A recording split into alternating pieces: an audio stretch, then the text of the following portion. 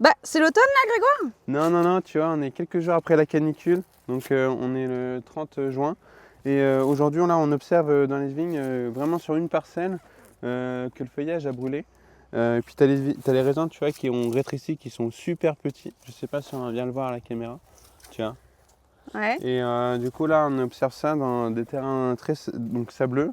Et donc là, on pourrait croire qu'on est venu effeuiller, alors que pas du tout, on n'a pas touché au feuillage. Et donc, tu vois, pour comparer, là, on a une vigne qui est un peu plus belle. Et tu vois, avec des beaux raisins, tout ça. Et bon, bah, il y a quelques feuilles qui ont brûlé, c'est vrai. Conséquence vraiment importante. Pourtant, on est venu arroser même des plantes, les feuilles ont brûlé. Et donc, bah, le problème, c'est qu'on ne sait pas comment on va pouvoir gérer les futures canicules, même si elles sont plus fortes et plus intenses. Et on n'est que début juillet, enfin fin juin. Et du coup, on va pas avoir d'eau avant plusieurs semaines, donc on ne sait pas comment le vignoble il va supporter le manque d'eau. Tout à l'heure, j'ai fait des prélèvements et on a quand même encore un peu d'humidité dans les sols. Donc, à voir comment ça évolue. Mais c'est donc un pluvieux cep.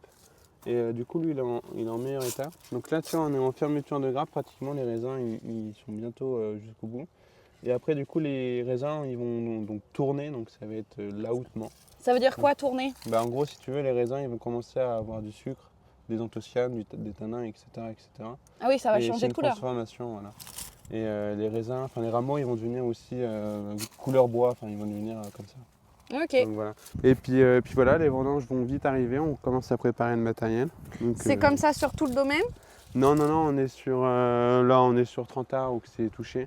Sinon, le reste, ça va. Il n'y a pas de trop de casse pour le moment, même s'il y a par endroits des feuilles voilà, qui sont brûlées par endroits, mais c'est tout. Et ça fait quoi comme effet, ça, sur la Bah, vigne? on aura juste moins de,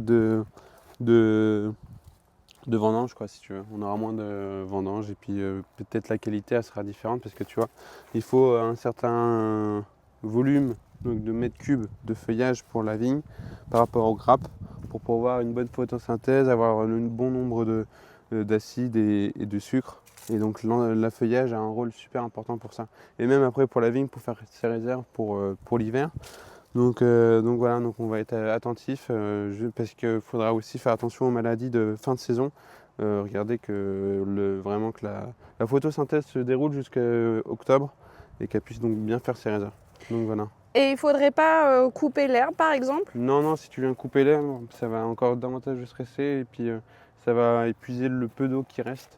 Donc il faut mieux laisser ça, il faudrait le mieux rouler, mais on n'est pas encore équipé de rouleaux, par exemple rouleau Faca ou quoi. Donc voilà. Et là, il faut mieux pas toucher les terrains parce que du coup, ça garde l'humidité en dessous parce qu'on a passé un rouleau sur les terres. Ok. Donc voilà.